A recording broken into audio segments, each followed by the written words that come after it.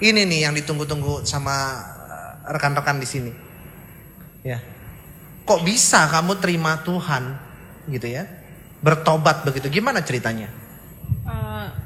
Kalau dari cerita pribadi saya yang di masa kecil, memang saya sudah ingin meninggalkan ajaran saya yang lama.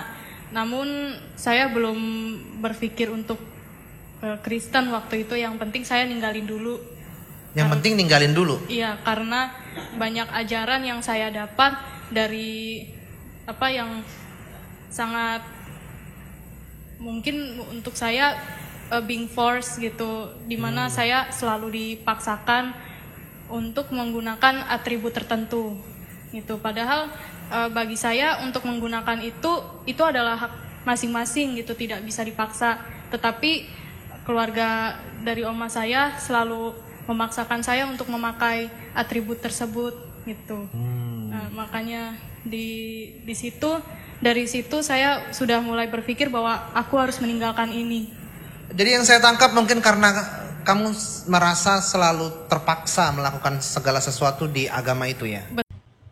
9 tahun. Ini tadi ya Pak ya, surah Al-Jumu'ah ayat 2, dialah yang mengutus kepada kaum buta huruf atau Al-Umiyun, seorang rasul di antara mereka yang membaca ayat-ayatnya kepada mereka, menyucikan mereka dan mengajar mereka kitab dan hikmat. Anda buta huruf nggak? Hilang dia. Hilang, Pak. Langsung lari dia. Aduh, nggak jelas Bapak ini ya. Tanya dia. Ngomongin kebenaran, ketika ditanya mana kebenaran dari anak 9 tahun, Bapak lari. Cabut. Nggak jelas. Ini Islam ini. Coba tanya dulu ini Islam ini. Oh, siapa ini? Enggak sih, kayaknya Kristen ini. Islam, coba tanya lah. Halo, Paslav. Wah, Islam. Baginda kalau datang mampus. Shalom, Pak. Astaga, tim ambulan udah di bawah ya kan. Itu pertanyaan Elia bagus loh. Kebenaran apa yang datang dari seorang pria yang menggauli bocil 9 tahun? Itu jawab dong. Kayak kita kan cuma bertanya kan, tidak menyimpulkan kan? Bukan. Itunya. Kami baik loh, kami mau bertanya loh. Kami kan kepo, siapa tahu kami dapat hidayah. Iya, siapa tahu mengucapkan 2 kalimat syahadat si Elia ya kan. Berikut sama cicak-cicaknya. Cicak mau mualaf kan yang gini itu loh dia. Bojak ranggang, udah ranggang orang ini semua. Elia, cemana ini? Kau downgrade dulu lah Elia. Nggak tahu lah aku itu. Mananya? Kok nggak ada yang naik? Iya, kok nggak ada yang naik? Coba kita naikkan dulu ya. Assalamualaikum warahmatullahi wabarakatuh. Berjumpa lagi dengan HMC News ya, channel Warta Berita yang menyajikan informasi seputar dunia debat lintas agama secara tepat, cepat, akurat, dan terpercaya. Para Polikardus teman-teman tidak henti-hentinya membawa kesaksian-kesaksian murtadin odong-odong teman-teman. Saya nggak habis pikir ya, apa memang ajaran agamanya itu hanya bisa disebarkan dengan menghadirkan murtadin-murtadin yang tidak jelas identitasnya, tidak jelas asal-usulnya. Terus kita lihat, berita-berita bohong terus disampaikan oleh channel-channel Polikardus dengan harapan akan ada umat muslim yang terkecoh. Saya bingung sebenarnya. Mereka ini sedang ngapain? Apa mereka nggak sadar? Cara seperti itu sudah tidak laku. Zaman dulu oke, laku. Zaman sekarang, informasi begitu gampang diakses. Orang bisa cek, benar nggak? Orang bisa cross-check. Kamu bilang, ada murtadin juara MTQ. Memilih murtad, luar biasa. Anak Ustadz, murtad. Dulu begini, begitu. Orang tinggal cek kebenarannya. Sekarang gampang sekali untuk dicek. Dan terbukti, semua hanyalah bualan. Semua hanyalah cerita yang dikarang-karang, supaya apa? Supaya jemaat, orang-orang Kristen yang baik, orang Kristen yang awam ini, terkesima dan mau merogoh kocek lebih dalam, membantu kegiatan tipu-tipu yang dilakukan Polikardus. Dan di sini kembali saya tegaskan, yang kita lawan adalah Polycarpus. Dan alhamdulillah, teman-teman Katolik mulai sadar. Orang-orang Katolik sudah melihat bahwa ternyata biang kerok, rusaknya toleransi umat beragama di Indonesia adalah Polycarpus. Polycarpus yang membuat sekarang situasi kita tuh nggak nyaman. Kita lihat banyak sekali kejadian-kejadian ya yang berhubungan dengan agama, penolakan tempat ibadah, penolakan sekolah, dan sebagainya. Kenapa itu terjadi? Karena umat muslim resah dengan provokasi-provokasi yang dibuat oleh Polycarpus dan tidak ada upaya. Tidak ada upaya dari teman-teman Kristen untuk membereskan hal tersebut. Ini miris. Ya, ini miris. Alhamdulillah, orang-orang Katolik mulai sadar. Orang-orang Katolik mengakui bahwa ini salah paham. Dan harus saya akui, umat muslim banyak yang tidak tahu perbedaan antara Katolik dengan Protestan, Katolik dengan Polycarpus. Ini yang harus kita edukasi terus, bahwa musuh kita bersama adalah Polycarpus. Dan salah satu Polycarpus adalah, ya kita lihat Ki Ahmad, ya, dan sebagainya, yang selalu saya tampilkan sedikit cuplikannya, supaya menjadi bukti, supaya teman-teman muslim juga lihat, orang-orang seperti inilah yang kami lawan. Ya, orang-orang seperti ini. Jadi jangan ada teman-teman muslim beranggapan ngapain kita buat konten seperti ini, ngapain gitu kan, bikin capek. Ya, kalau kalian nanya, kami juga capek. Kami juga istilahnya ya ngeri-ngeri sedap gitu. Kalian pikir buat konten seperti ini gampang? Ngeri-ngeri sedap. Bagaimana mereka berusaha mencelakai, bagaimana mereka berusaha melenyapkan orang-orang seperti saya yang dianggap sebagai batu sandungan dari penipuan yang mereka lakukan. Jadi jangan kalian pikir gampang. Dan saya selalu menghadirkan sesuatu itu menggunakan bukti. Ada buktinya. Supaya apa? Supaya teman-teman Kristen sadar. Mereka tahu yang kita lawan ini Polycarpus. Dan yang paling baru nih teman-teman, ada kesaksian yang lucu ya. Ada kesaksian lucu dari seorang wanita yang disuruh bersaksi di gereja. Padahal saya lihat nggak siap. Ya, wanita ini nggak siap sebenarnya untuk bersaksi, tapi karena disuruh ya sudahlah. Ya, karena disuruh dia bersaksi, tetapi kita bisa lihat masih ada kepolosan. Ada kepolosan teman-teman. Bahwa dia mengakui bahwa dia keluar dari agama Islam, ya sekali lagi, dia murtad, keluar dari Islam, karena dia nggak mau mengikuti aturan di Islam. Nggak mau sholat. Ya, karena menurut dia ribet. Setiap hari ibadah. Ibadahnya 5 kali. Dan setiap ibadah, ya kita tahu kalau perempuan, apalagi dia nggak pakai hijab setiap hari, ya pas sholat harus tutup. Ya, harus tutup. Harus pakai mukena. Dan dia merasa, aduh repot. Belum lagi, dia melihat Islam ini terlalu banyak. Aturan-aturan yang menurut dia seharusnya nggak perlu ada. Karena dia pingin kebebasan. Nah, ini pengakuan yang jujur. Kalau yang seperti ini nggak masalah. Pengakuan murtadin seperti ini, kita hormati. Kita hormati. Kenapa? Karena itu pilihan hidup dia. Kalau ada orang murtad, dengan alasan, ya karena saya menikah, terus karena alasan di Islam banyak aturan, saya nggak mau dikekang, saya pingin hidup bebas, ya nggak masalah, itu pilihan dia. Jadi sekali lagi umat muslim nggak pernah bermasalah dengan orang-orang yang murtad karena pilihan hidupnya. Yang kita tidak terima itu adalah Anda mengarang-arang cerita seperti apa? Saya mau dibunuh karena murtad, ya, saya mau dibom, saya juara MTQ dulu, tetapi Al-Fatihah nggak bisa. Ini kan penipuan. Yang kita lawan penipuan murtadinnya. Bukan murtadinnya. Kalau murtadin nggak ada masalah, itu pilihan hidup. Seperti ini. Kita nggak ada masalah. Dia mau murtad, silakan. Ya, kita dengarkan dulu. Saya masih di ajaran saya yang dulu, saya mendengar kata Kristen itu awalnya biasa-biasa saja. Oh, nggak ada rasa aneh gitu ya, biasa ya? Tidak. Karena sama-sama orang yang yang percaya pada Tuhan gitu, walaupun berbeda. Oh, berarti sudah toleransinya udah tinggi, udah bagus. Wah, dulu sekolahnya di mana? Dulu Nggak usah nama sekolahnya, tapi misalkan Sekolah dasar, sekolah apa begitu? Oh, saya waktu SD memang sekolah di sekolah yang beragama. SD, SMP, SMA? Waktu sekolah yang beragama itu di SD dan juga SMP. Tapi untuk SMP hanya setahun sekali karena saya mendapatkan perundungan. Oh, dapat bulian ya? Betul. Dapat dibully gitu ya sebagainya? Iya. Padahal di sekolah yang beragama begitu ya? Betul bang. Oh, sekolah Islam terpadu ya kalau nggak salah ya? Iya. Oh, oke. Tapi nggak ada sakit hati kan? Kecewa kan?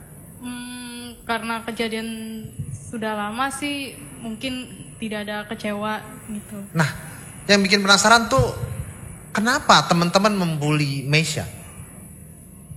Saya awalnya tidak mengerti kenapa saya dibully, tapi yang saya ingat karena saya lumayan berbeda dari teman-teman Nah, saya. berbedanya itu apa ya? Karena- Alasan mereka membuli Meisha? Karena kalau di mata pelajaran bahasa Inggris, saya yang lebih bisa menguasai. Oh, sirik itu mah namanya, sirik. Wah, ada orang lebih pinter nih, siswa ini nih gitu ya. Oh gitu, karena kamu lebih menguasai mata pelajaran tertentu begitu ya? Iya. Oh, bukan karena keyakinan atau karena apa, enggak, lebih kepada mata pelajaran. Selain itu sih karena saya kalau bernyanyi lebih suka lagu yang berbahasa Inggris gitu. Oh, kayak kamu. Tapi kamu nggak ada kekecewaan gitu, nggak ada kan? Tidak bang. Cuman keluar aja dari sekolah gitu ya? Iya. Oh, bagus juga ya. Nggak ada perlawanan tapi ngambil posisi untuk keluar dari sekolah. Iya bang. Nah, ini nih yang ditunggu-tunggu sama rekan-rekan di sini. Ya.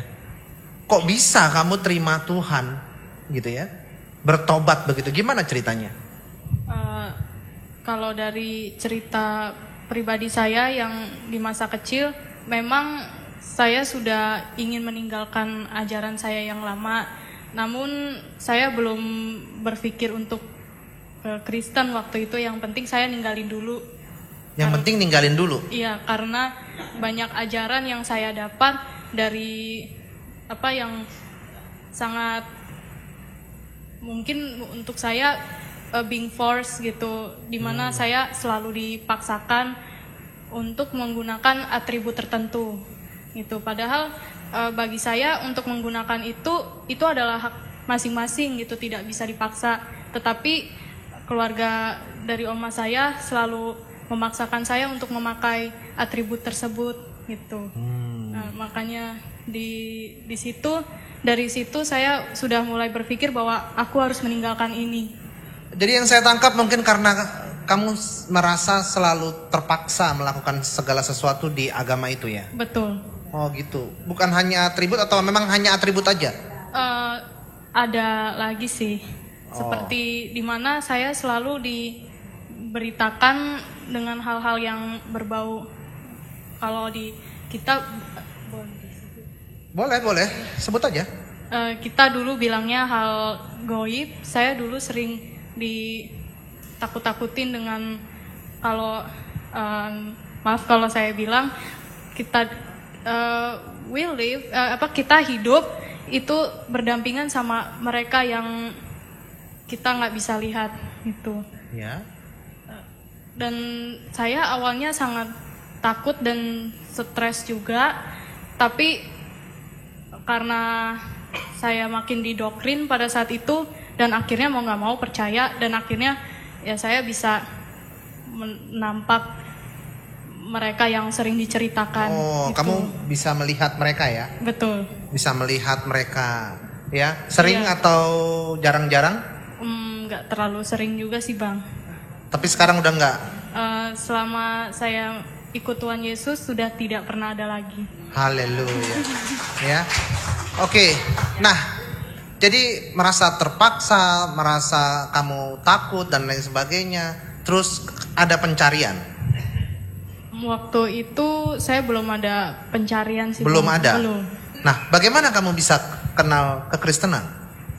Waktu itu di saat tahun 2020 di mana masa pandemi, kita kan memang diharuskan di rumah saja ya bang. Dan di situ saya melihat tingkah laku oma saya yang Oh, agak berbeda gitu. omanya ya.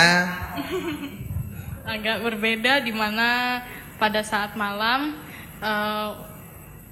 Nggak apa-apa, ngomong aja.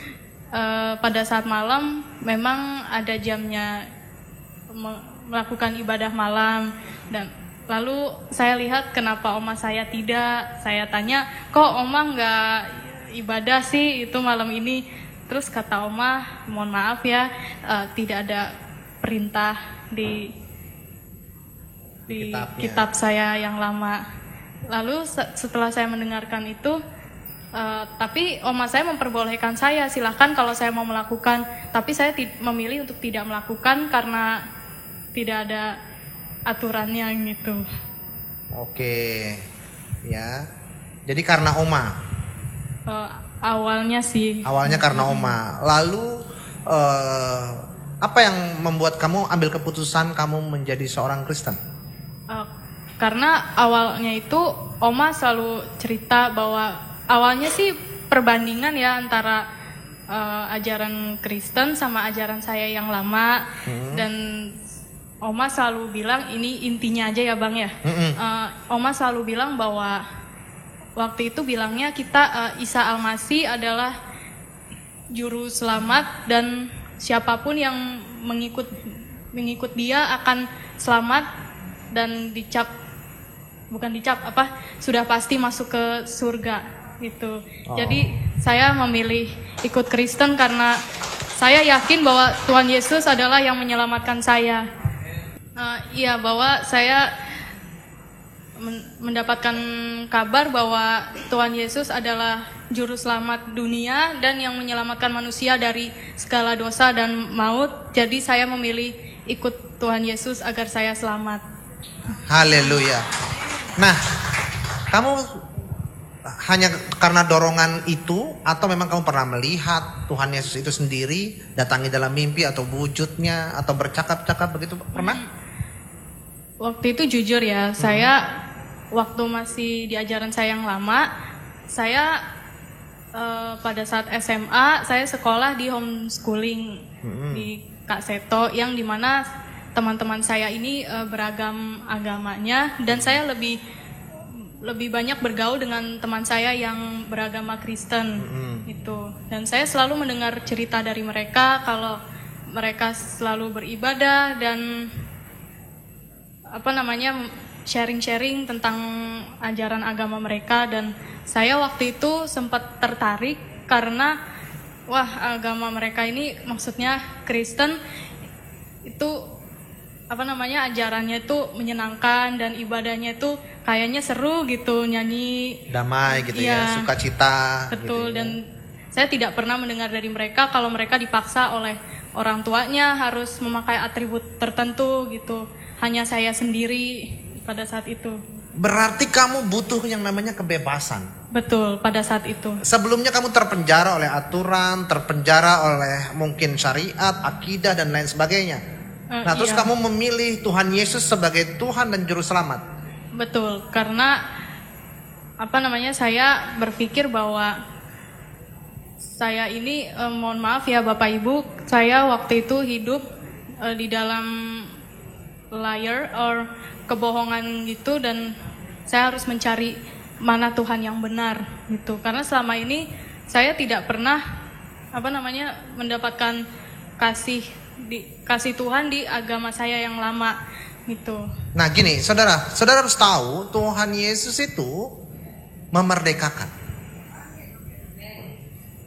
Ketika Mesya Az-Zahra ini memilih Yesus Kristus, Isa Al-Masih sebagai Tuhan dan Juru Selamat, maka dia sudah merdeka. Banyak teman-teman yang masih bertanya kepada saya, bagaimana perkembangan kasus yang sedang menimpa saya. Bahkan banyak teman-teman yang baru tahu, baru dengar tentang kasus yang menimpa saya. Maka sedikit saya jelaskan ya teman-teman, mohon waktunya. Kita ketahui bersama, para Polycardos itu begitu benci dengan konten-konten yang saya tampilkan. Mereka menganggap bahwa konten yang saya tampilkan itu bukan diskusi, bukan debat, tetapi membongkar kebusukan dan kebusukan yang mereka lakukan. kejahatan demi kejahatan yang pernah mereka lakukan dan sedang mereka rencanakan, itu saya bongkar. Sehingga mereka ngamuk, mereka marah, mereka menganggap bahwa saya adalah batu sandungan, batu halangan bagi proyek mereka untuk memurtadkan umat muslim yang ada di Indonesia. Untuk itu segala cara mereka lakukan. Segala cara. Termasuk apa? Termasuk melakukan kriminalisasi terhadap saya. Itu dilakukan oleh mereka. Mereka memfitnah bahwa sayalah yang menciptakan pendeta HTD. Setelah sebelumnya, mereka gagal.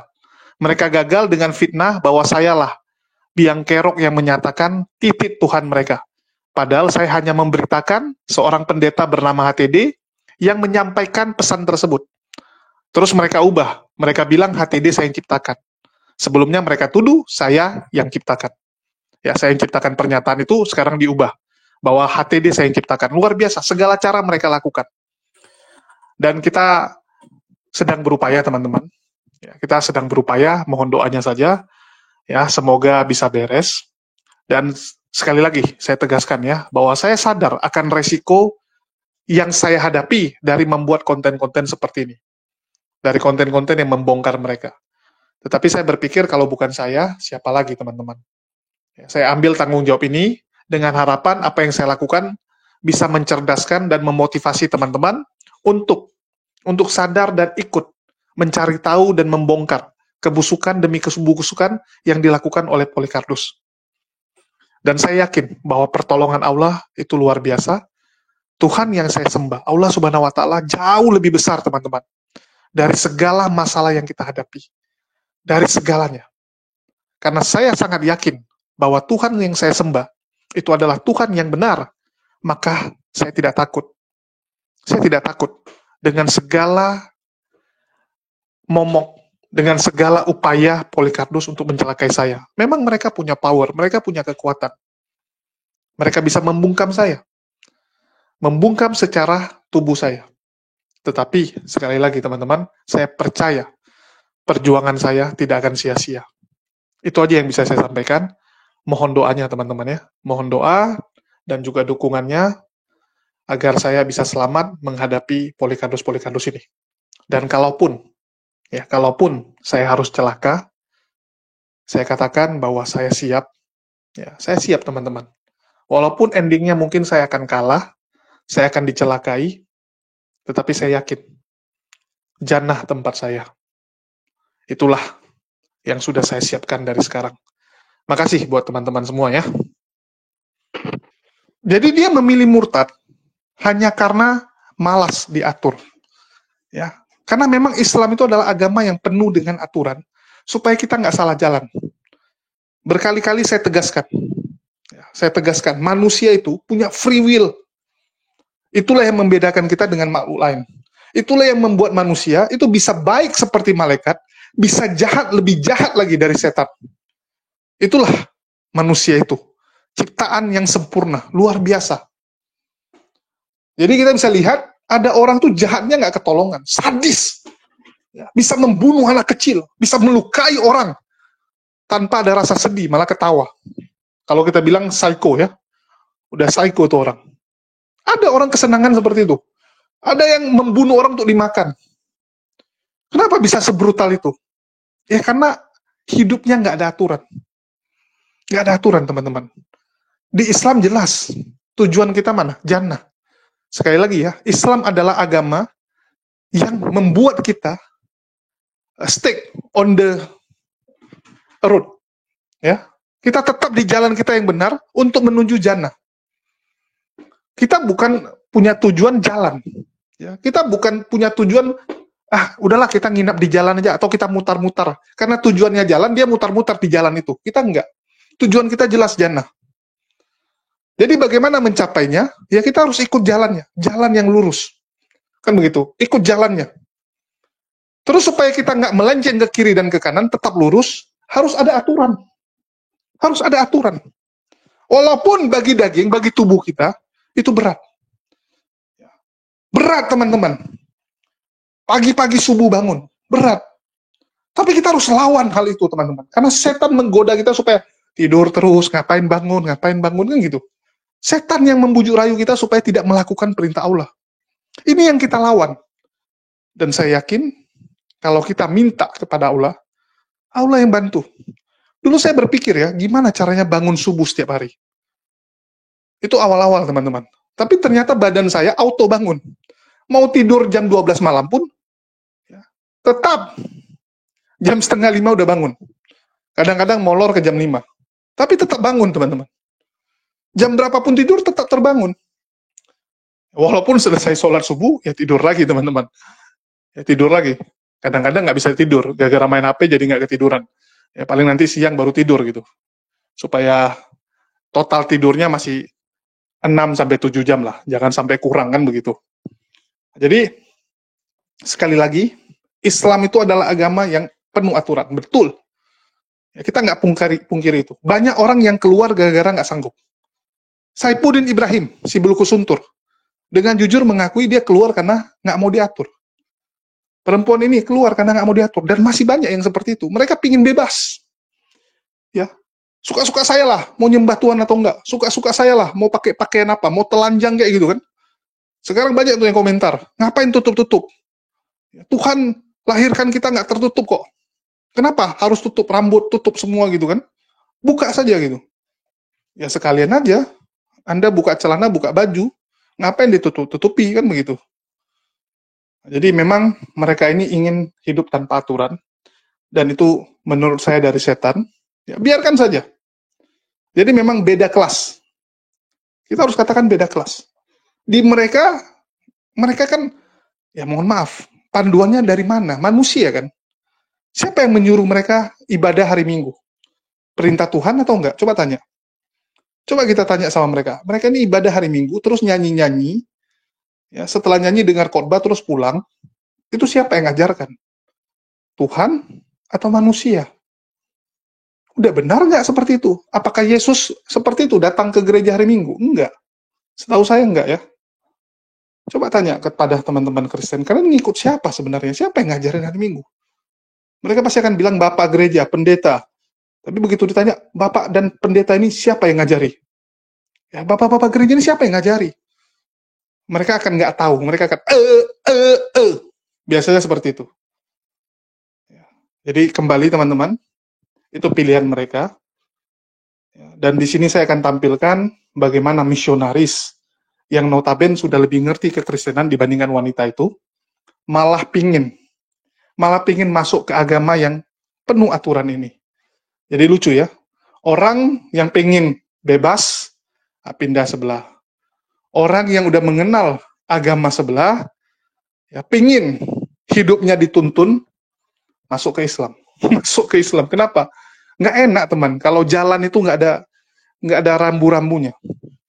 Sama kayak kita, kalian lebih suka jalan, ya di jalan yang ada jalannya itu, ya istilahnya walaupun itu di hutan kan nampak itu jalan. Ya. Kita di hutan sekalipun kan tahu ini jalan. Atau kalian pengen di gurun pasir yang nggak tahu arah tujuannya.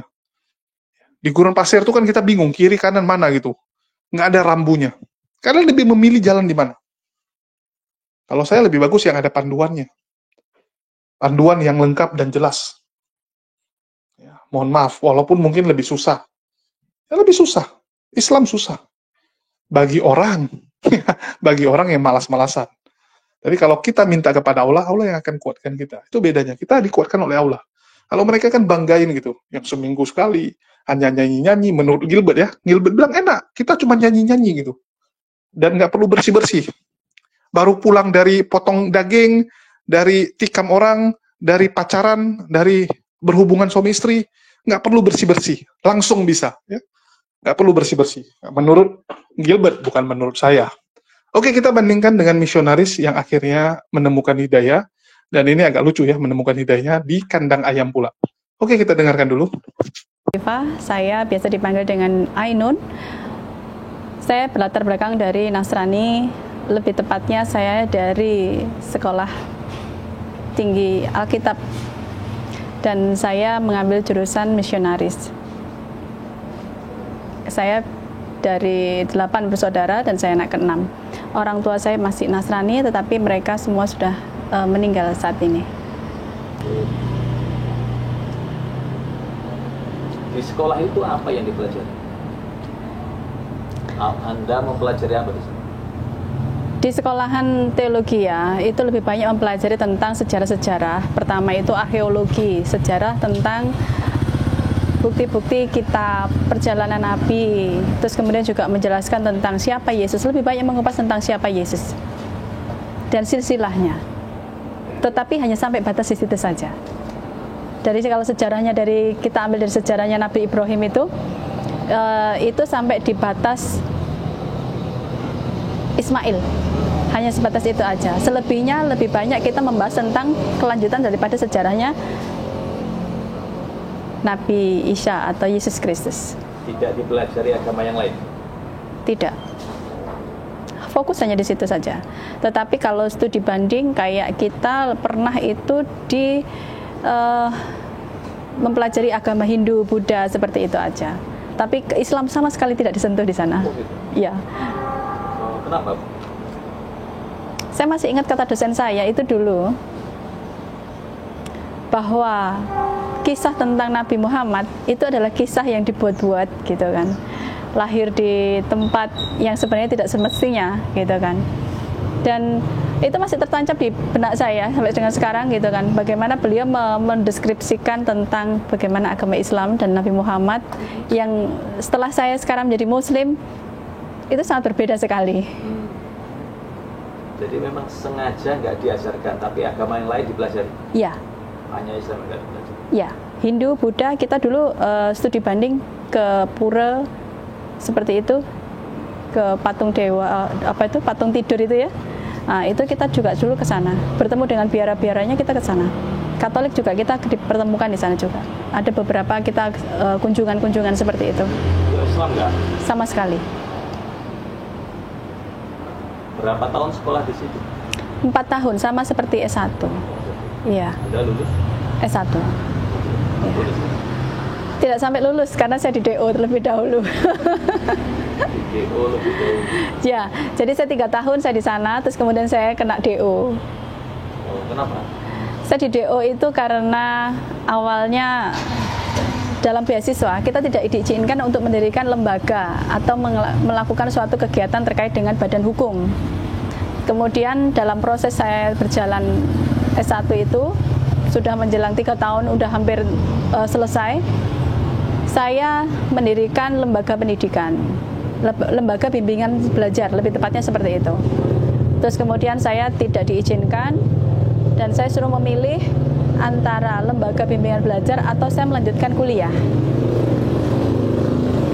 Saya mendirikan itu pada saat masa libur sekolah. Terus kemudian saya disuruh meminta mengambil pilihan, gitu kan. Dan sementara saat itu sudah berjalan dengan 53 pegawai yang tidak memungkinkan saya harus mengambil keputusan saya meninggalkan begitu saja, di mana letak moral saya, tanggung jawab saya terhadap mereka. Saya cuma minta dispensasi waktu 1 semester untuk saya melanjutkan bimbingan belajar ini, sembari setelah itu saya lepaskan gitu.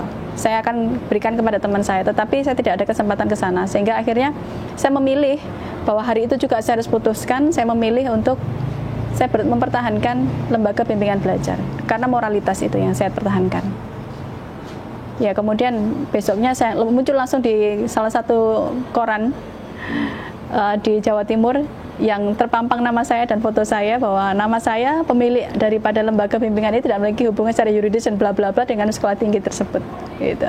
Nah, sistem perkuliahannya, sistem pengajarannya seperti apa? Apakah saya dengar kalau ini nggak boleh bertanya bla bla, hanya di doktrin apakah begitu sistem seperti itu? Di sana itu kita lebih banyak didoktrin tentang kristenisasi ya, gitu kan. Terlebih saya mengambil pada fokus di misionaris gitu. Jadi Senin sampai dengan Jumat kita akan ambil pelajaran. Jumat sore, siang itu udah selesai, sore habis jam 1 gini itu kita terjun ke lapangan di gereja-gereja seperti itu. Kalau misalnya jadi nanti fokusnya di situ akan mengalir gitu. Nanti kalau memang fokusnya dia di gereja sebagai gembala gereja, maka otomatis dia lebih banyak mengurus pada urusan pergerejaan. Tapi kalau memang misionaris, dia akan lebih banyak mengkristenisasi, gitu, mencari gembala-gembala yang Jadi hilang. tugas misionaris itu melakukan kristenisasi, Iya, lebih tepatnya seperti itu, mencari gembala yang hilang, bukan sebagai misionaris. menyebarkan ajaran agama Kristen, lebih tepatnya kepada orang-orang yang tidak atau belum mengenal Kristen, seperti itu. Walaupun mereka sudah beragama. Sudah beragama, tapi kan mereka belum mengenal Kristen. Itu yang diajarkan. Atau mereka sudah Kristen tapi mereka tidak hilang kendali, seperti itu juga. Tapi lebih banyak kita saat itu saya lebih banyak menarik orang-orang Muslim KTP. Saya garis bawahi di sini. Saya tegaskan Muslim KTP. Karena apa? Karena sangat mudah untuk membawa mereka untuk masuk ke Kristen. Caranya? Lewat kehidupan seharian, budaya, lingkungan, dan kita mempelajari situ. Jadi misalnya contoh, saat itu saya di daerah Blitar. Ada satu keluarga dan desa, mereka kebiasaan hidupnya itu ke sawah pagi atau mungkin berkebun. Nah, saya akan terjun ke mereka, mendatangi mereka selayaknya warga pada umumnya. Saya akan datang dan menyapa mereka. Kemudian pada hari pertama seperti bertahap ya, tidak langsung serta-merta gitu, enggak, bertahap. Dan itu membutuhkan waktu lumayan hampir setahun gitu. Sampai pada akhirnya sebagian orang dari desa itu menjadi Kristen. Ya, bertahap. Awalnya pasti perkenalan, kemudian saya membantu mereka. Kita bersikap baik selayaknya kita manusiawi aja gitu kan. Jadi ya bagaimana budaya mereka, ya kita ikutin budaya mereka. Ke sawah ya kita ikut ke sawah. Mereka berkebun ya kita ikut berkebun gitu kan, membantu apa pekerjaan mereka, kesehariannya mereka. Dari kondisi mereka merasa dibantu, kita menerima kondisi mereka, kita mendengarkan curhatan mereka, masalah mereka kita dengarkan semuanya. Itu membuat satu celah untuk kita diterima oleh. Anda digaji sebagai misionaris atau dananya dari? Digaji itu tidak, tapi difasilitasi iya. Dalam bentuk? Apa yang menjadi kebutuhan seorang misionaris? Contoh misalnya, berapa biaya kebutuhan saya, transport saya sampai ke titik lokasi, ongkos PP saya pulang, itu semua di cover. Kemudian untuk biaya makan itu semua pasti dijamin. Untuk tempat tinggal kita disediakan. Semua fasilitas kita disediakan. Jika memang ya hidup ya. Fasilitas hidup. Artinya tidak sampai susah gitu loh.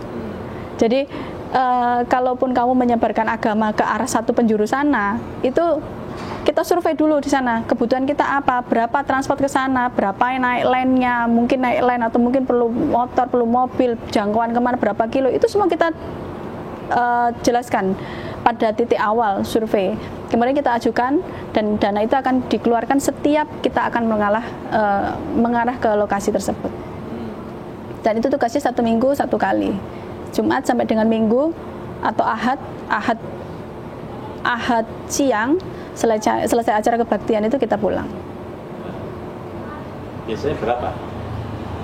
Berapanya itu relatif, tergantung dari jarak jauh, dekat. Sesuai dengan nilai. Di situ letak kejujuran seorang misionaris ditekankan juga. Tidak boleh kita memainkan nilai nominal.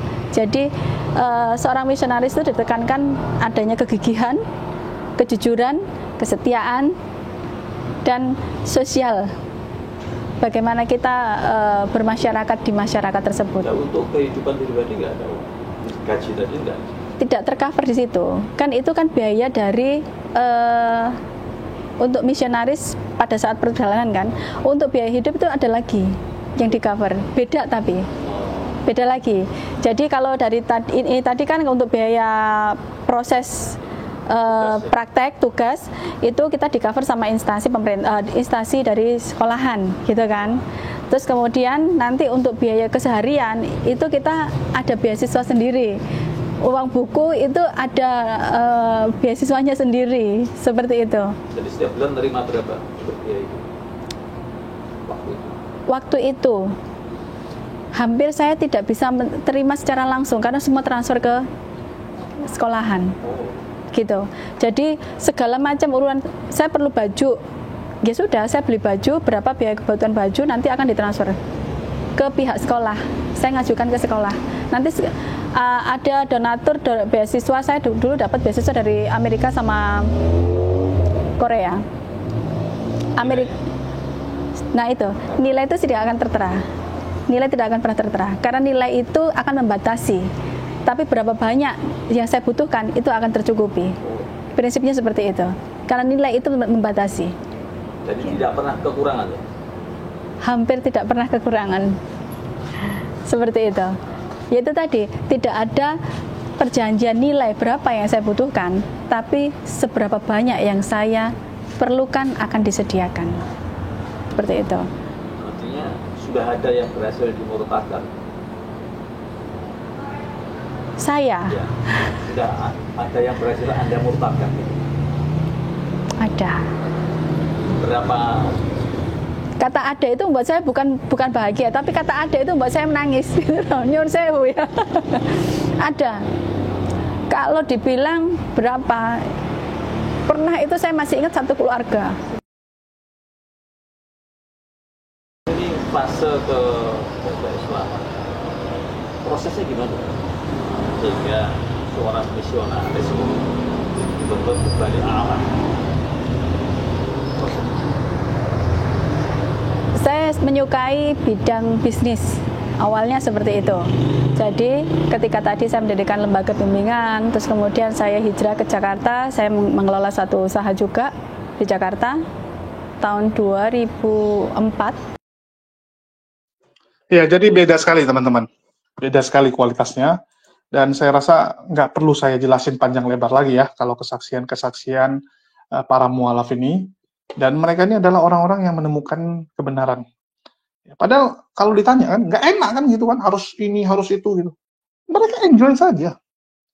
Ya, mereka nggak ada masalah. Sedangkan Polycarpus ini yang tak kenapa, ya nggak mau diatur. Kalau orang udah nggak mau diatur, ya mau gimana? Udah terserah kamu lah. Kan begitu. Kalau kita Muslim jelas, adalah orang-orang yang mau dituntun, mau belajar, mau menjadi lebih baik. Kita sadar manusia ini adalah tempatnya salah, tetapi kita minta ampun kepada Allah, minta Allah tuntun kita untuk menjadi pribadi yang lebih baik setiap harinya. Itu bedanya kita nggak pernah dibilang, nggak apa-apa, walaupun berjalan di gurun pasir nanti ada Roh Kudus yang menuntun Anda. Ya kalau Roh Kudus, kalau roh setan gimana? Kan gitu. Mending saya ikut yang udah ada rambu-rambu jelas daripada ya saya begitu udah tersesat minta petunjuk sama roh. Kalau mereka kan gitu, minta petunjuknya sama roh nanti teman-teman. Rohnya bilang ke kiri, rupanya masuk jurang. Saya kadang bingung ya, Islam itu mereka nggak suka karena banyak aturan, termasuk kita pernikahan diatur, semua diatur gitu kan. Sedangkan mereka bilang harusnya bebas. Jadi kalau begitu kena masalah, contoh Geren Numondong, sekarang lagi kena masalah, sama istrinya ribut, bahkan sudah cerai dibilang. Dibilang sudah cerai, nggak bisa jumpa anak, gimana itu? Wah, minta petunjuk sama Roh Kudus. Ternyata Roh Kudusnya juga nggak bisa bimbing Geren Numondong. Kalian mau ngomong apa kalau udah gitu? Kan memalukan jadinya. Betul tidak? Kalau di Islam, karena kita nggak bisa jumpa Roh Kudus, seperti mereka, ya kita udah dikasih panduan. Ya, jadi kondisi-kondisi tertentu, apa yang harus dilakukan? Kalau kondisi normal, apa yang harus dilakukan? Semua lengkap. Semua lengkap. Ya, beda dengan mereka. Oke, mungkin itu aja yang bisa saya sampaikan. Ya, kalian yang nilai sendiri. Makasih buat teman-teman semua yang udah nyimak dan mendukung channel ini. Makasih buat semuanya. Di akhir kata saya ucapkan, wassalamualaikum warahmatullahi wabarakatuh. Sampai jumpa di konten-konten kita berikutnya.